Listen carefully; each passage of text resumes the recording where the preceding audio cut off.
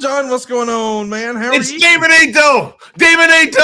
We're all doomed. Oh my God. What an unbelievable call this past weekend. We're all doomed is still, well, I shouldn't say still. I've been telling you off air since you said it. I immediately couldn't help myself and texted John during the broadcast. I normally never do that. I know people are working, but we're all doomed is a top 5 all-time classic call in a wrestling show, especially in the context of, oh God, not a demon puppet. We're all doomed. It was tremendous. Of course, we're talking about TripleMania. It sounds like it was a lot of fun. Was it? Oh my God, what a blast it was. That was one of the most fun shows I've ever been a part of. That was so freaking fun.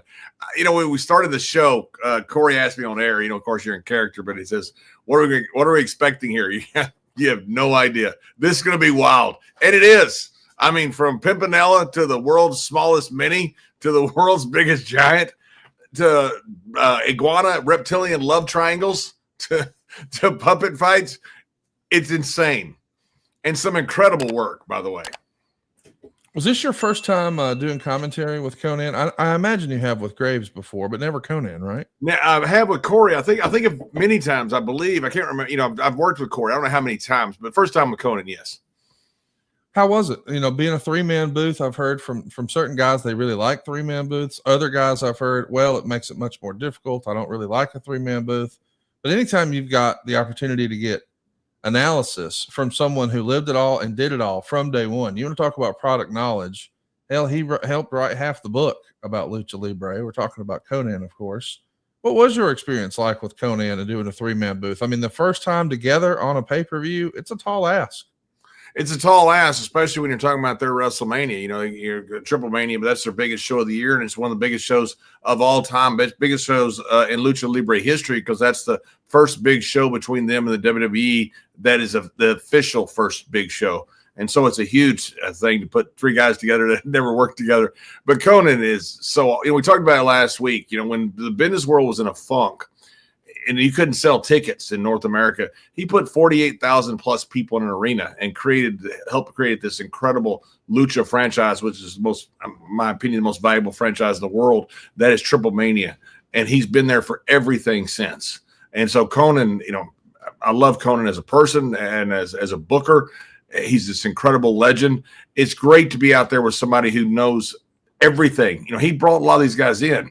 He was there with Pena when he was discussing, his last creation Aerostar. So it's great to have a guy like that.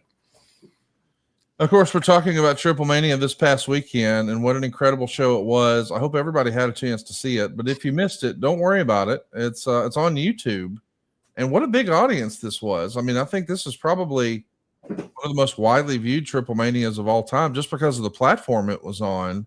Free for everyone on YouTube. You see the attendance there, 19,691. John, a lot of our listeners, they've never been to a real lucha show, a big-time lucha show like this. I will say the production of this looked much better than what we've seen in years past for AAA. You got to think that's a lot of Jeremy Borash's and WWE's influence.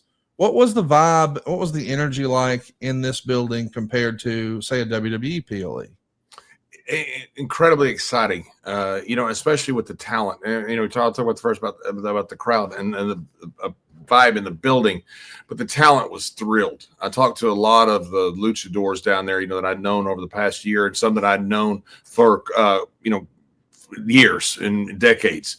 But these guys were excited. These guys are, some of them have been around for a long time in the early 50s, which is not an old age anymore for wrestling. And they were telling me how excited they were. They're like kids. I mean, this was to them was like they got in this new birth, which a lot of them have, and they understand that. And the production to me was so good with what they had done. He had the whole everybody down there. You had WWE talent down there. You had Triple H down there. You had Nick Khan down there. Which you saw the pictures of all these guys. But they went over like WrestleMania schedule.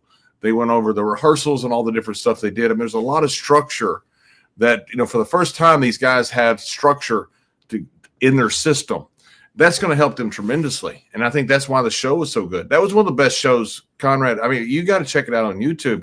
It's one of the best shows I've ever been a part of. I thought it was that good from top to bottom. That thing was wild. It was crazy, but it was incredibly well done. And I got to give them credit. They kept it under 3 hours in very WWE nature. It was 6 matches, and they've been running smaller match counts on some of the major WWE shows. And I do think it allows it to flow better. I do want to talk about some WWE stars who were there. And I really want to talk about some of the differences from Lucha, because I'm sure some of our listeners were checking it out for the first time. But one of the things I've always appreciated or enjoyed about Lucha is the way they're able to keep these characters going. So, for instance, we saw, I guess, what a lot of people may refer to as the new La Parca. Totally different guy. I think this is probably the third, maybe more than that, who's carried this character on. But I feel like this is a taller guy. This is a leaner guy. It's a totally different body type. But the La Parca gimmick lives on, and so does Taurus. A lot of people are familiar with Beast Mortos over in AEW. Well, I believe, based on what we saw, this has got to be IP that was created and owned by AAA. So they just created a new Taurus. And no one at my house knew the difference, John, and they were pumped that they were seeing one of their favorite characters again. Yeah, and I think from a little kid perspective, that's huge, isn't it? It's huge. And there were a couple of those guys, people that had passed away. And in some cases, it was a son or a relative that's taken over. That's a Lucha tradition. Last year at TripleMania, Vampiro had his retirement match. It was really well done. Now, you got to check it out. It was wild and crazy, like you see all the Lucha stuff. But when he would go around, you'd have like easel, like at a funeral, and you'd have a picture there. And then you would see maybe one of his old nemesis. Then a casket would be there, and it would pop up, and out would come one of these old characters, one of these old heels that would beat up, jump on Vampiro. It was really cool. Well, in the middle of that, that's how they re-debuted La Parca. The original La Parca had gone off, and they'd had a fight over the name. They went crosswise with him. The next La Parca that came along that was just as popular passed away. So this is how they brought him back. Vampiro brought him back, and literally when they opened up the casket, instead of him coming out, he had his arms crossed and he did his eyes around. The place went freaking ballistic. And then I think a few weeks later to a few months later, they ended up bringing him back. But that's how they brought him back. Typical Lucha style to do something wild and crazy that somehow makes sense.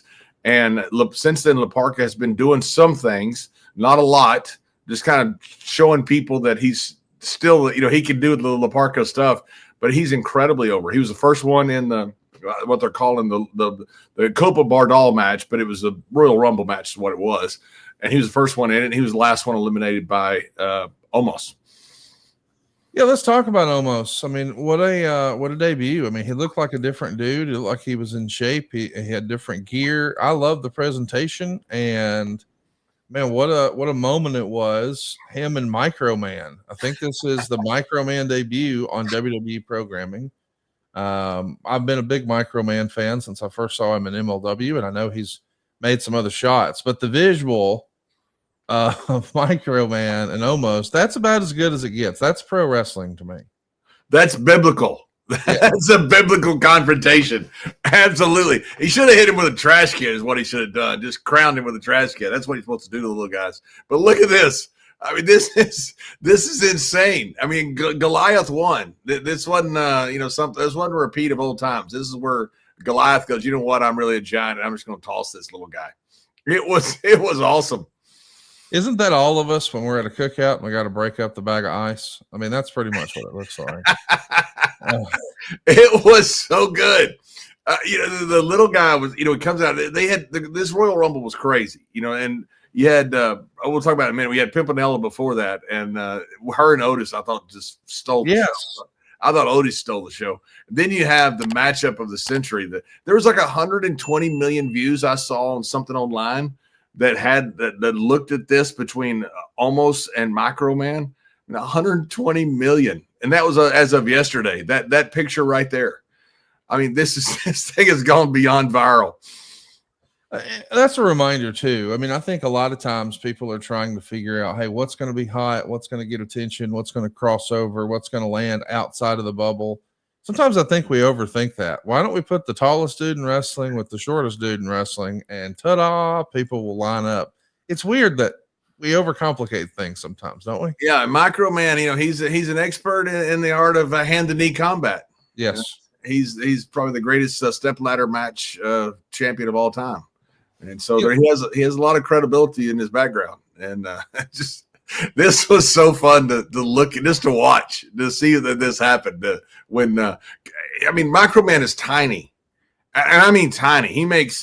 Hornswoggle will be doing the Andre the spots with Micro. He has. Have you seen that before? I have, yes. In fact, I saw Hornswoggle put it out, and it was awesome, because that's what I was thinking was Hornswoggle would be the giant compared to Micro Man is tiny. I mean, absolutely tiny. You have to see him in person to understand how short he actually is. Then you got this giant and Omos, and you've got to see Omos in person. It is shocking how big he is. I've been around a lot of giants. This guy stands out he's a giant among giants. I'm really excited to see him doing stuff in AAA too. I know that we've talked about how loaded the WWE roster is, and it does feel like it might be the most loaded in history right now.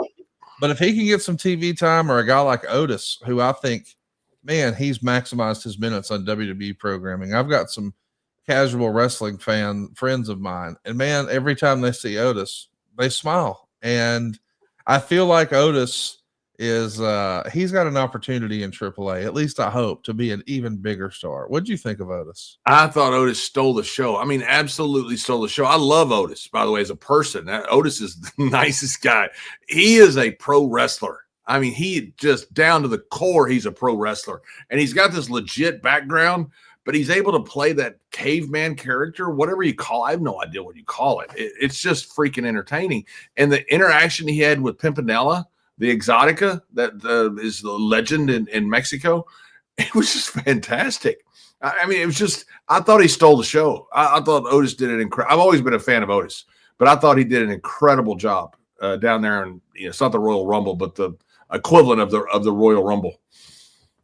And by the way, Omos when he went to Japan, because I talked to Omos. Omos is I don't know if you ever got a chance to talk to him. He's just the nicest guy in the world. Thank God that he's a friendly giant. Same with Paul Wyatt. Thank God he's a friendly giant, because he'd have killed all of us. But Omos went to Japan. He lived in the dojo. Well, they didn't have a bed big enough for him, so they had to actually stick him in a hotel room. He actually trained like a young boy. And when I say that, those that know that, I mean, that's subhuman training they do with those guys. I mean, Omos went over there and actually trained. He'd go over there as a superstar. He went over there as one of the young guys learning. I mean, it's pretty cool what he did in Japan. And he made a huge name for himself. They wanted to keep him. I think it's going to be the same in Mexico. I mean, that man is a massive star. But that, to me, is one of the appeals of WWE getting AAA. Because now you don't have to just stick them on a loaded roster. You can stick them in Mexico, not stick them there, put them there, and they can become huge global stars now. And now when you bring them back, you don't have to put equity into them. They've already got it. SaveWithConrad.com. My name is Rajiv. I'm in Sacramento, California. I came to Save with Conrad because I've heard Conrad talk about how he helps people all the time save money and the best route to go for getting some mortgages and finances done. And having heard so many different testimonials in the past, it made the most sense to go this route. We were in the market for a new house and we wanted to know what we could afford. So we spoke with Steve and then Diane to get through the pre-approval process to see what we could afford. And then once we were able to understand that aspect of it, that was when we were able to shop around for a house to get a mortgage through Save with Conrad.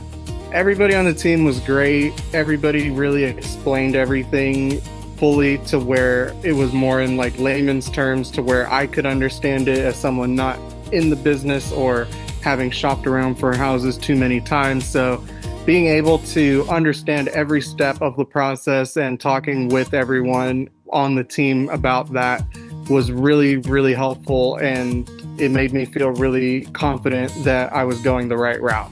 I would definitely recommend Save with Conrad to others. I know that sometimes people look at it and they go, oh, they're based in Alabama. What could they help me with? But I'm out here in California and they were able to square everything away and get things done really quickly, as opposed to sometimes even people out here don't move as quickly as the Save with Conrad team. So everything was really well done, really efficient, and I would definitely recommend Save with Conrad to others.